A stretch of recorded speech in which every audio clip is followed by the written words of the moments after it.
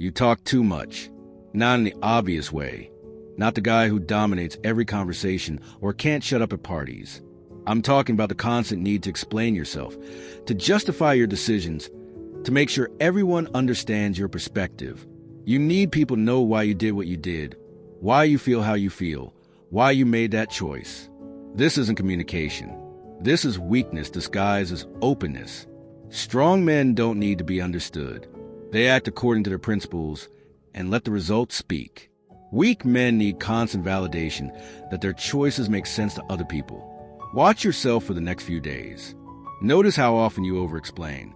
Someone asks where you've been, and instead of a simple answer, you provide a detailed justification. You make a decision, and before anyone even questions it, you're already defending it.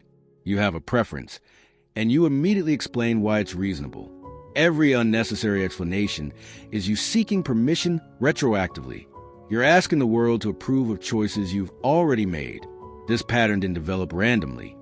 You learned early that your worth was conditional on other people's acceptance.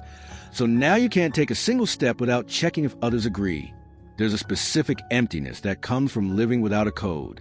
Not rules imposed by society or religion, but principles you've chosen for yourself and refuse to compromise on regardless of consequences. Most men don't have this. They have preferences that change based on convenience.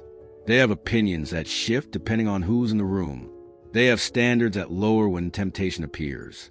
Then they wonder why they don't respect themselves, why they feel hollow, why nothing feels meaningful. You can't respect yourself when you don't even know what you stand for. You can't feel authentic when your behavior changes based on external pressure. The modern world has convinced you that flexibility is a virtue. Being agreeable, going with the flow, not making waves, these are celebrated as signs of maturity. They're not. They're signs that you've surrendered your agency to avoid discomfort. Real maturity is knowing exactly what you will and won't tolerate, then enforcing those boundaries without apology.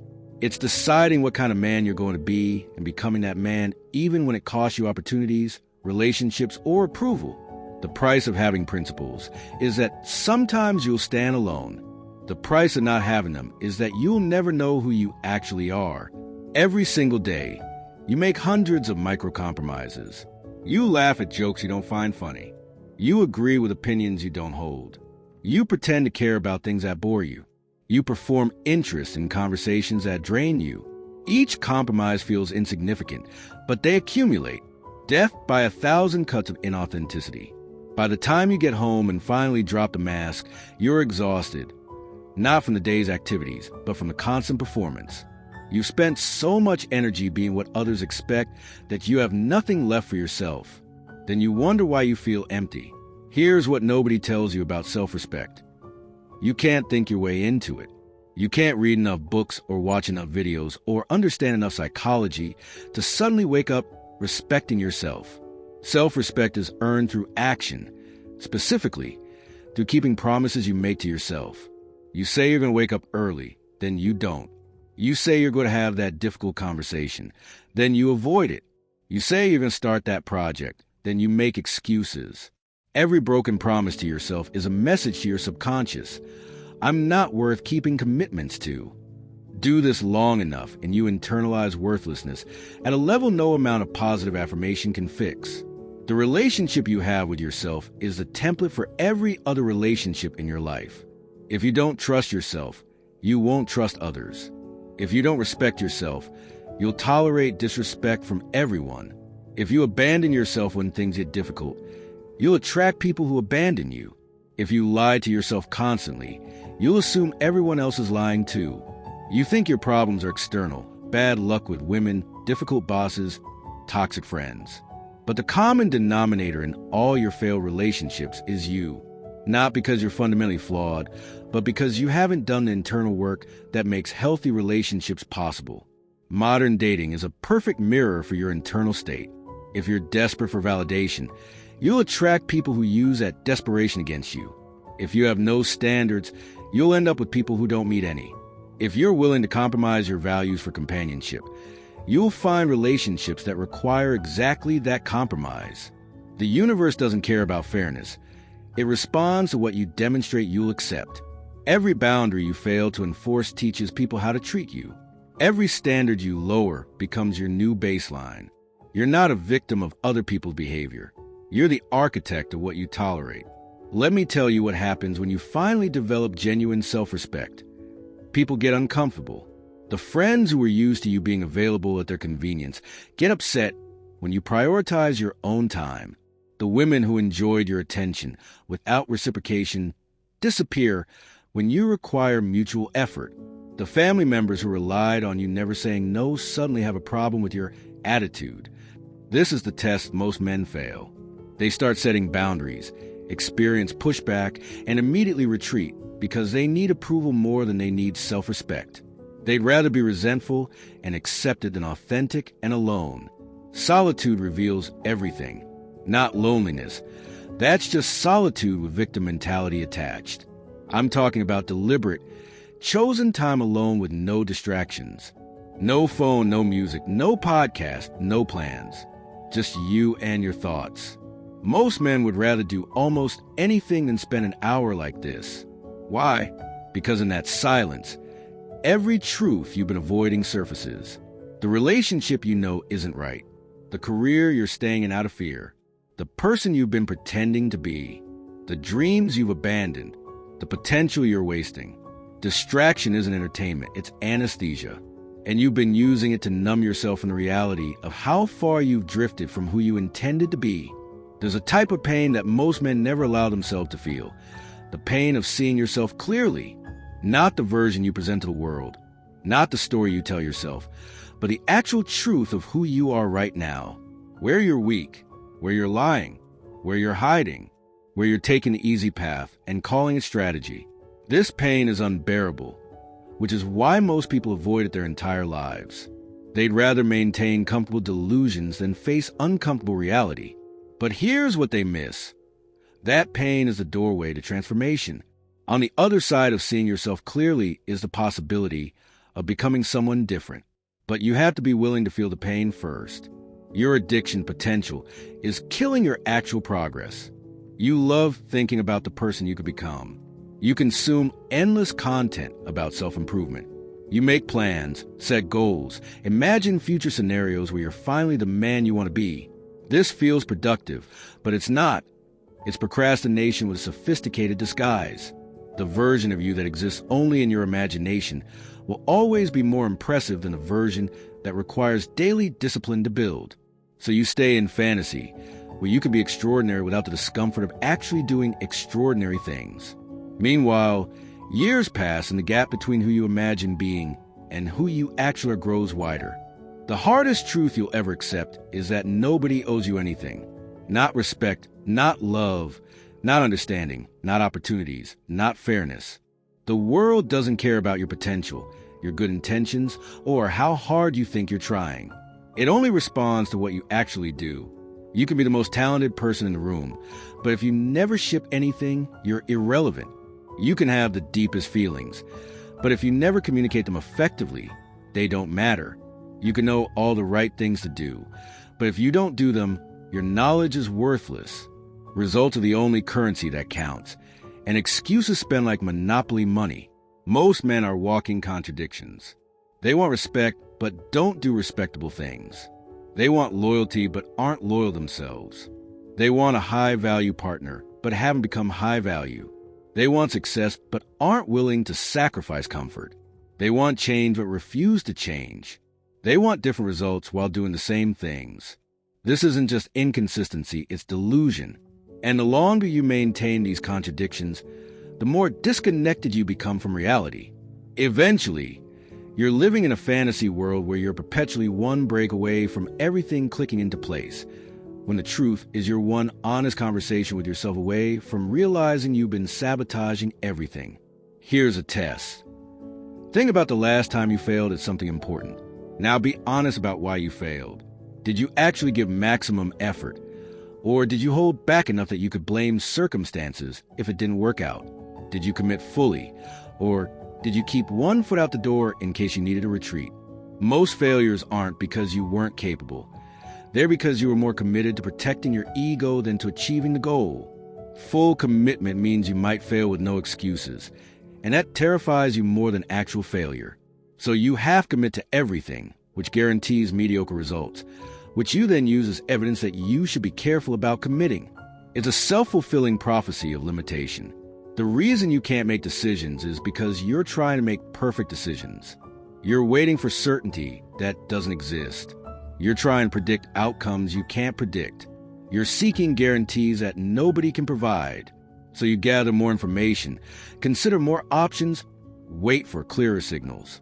Meanwhile, people with half your intelligence and a quarter of your resources are lapping you simply because they make decisions and adjust based on feedback. They're learning from real-world results while you're still theorizing. The decision itself matters less than the willingness to commit and adapt. Indecision isn't wisdom. It's fear pretending to be thoroughness. Your standards are probably imaginary. You claim you have high standards for yourself, but then you negotiate with yourself constantly. You say you'll train 5 times a week, then settle for 3. You say you'll build something meaningful, then settle for consuming content about building. You say you won't tolerate disrespect, then make exceptions when enforcing the boundary is uncomfortable. Real standards aren't aspirational. They're the floor below which you refuse to drop regardless of circumstances. If your standards change based on how you feel or what's convenient, they're not standards. They're suggestions you ignore whenever they become inconvenient. Let's talk about why you keep ending up in the same situations with different people. Same type of relationships that drain you. Same type of jobs that frustrate you. Same type of friendships that feel one-sided. You think you're unlucky or that the world is against you, but the pattern is you. You're selecting these situations because they're familiar. Your nervous system is addicted to the drama you claim to hate, because at least it's predictable. Growth will require stepping into unfamiliar territory where you don't know the rules, where your old coping mechanisms don't work, where you'd have to actually become someone different. That's terrifying. So you keep choosing familiar dysfunction over unfamiliar possibility. There's a specific moment that separates people who change from people who stay stuck. The moment when discomfort becomes unbearable, but they don't reach for immediate relief. When they're anxious and don't immediately distract themselves. When they're lonely and don't immediately seek validation. When they're bored and don't immediately grab their phone. When they're angry and don't immediately react. In that gap between stimulus and response, between feeling and action, that's where freedom lives. But you have to be willing to tolerate the discomfort long enough to choose differently.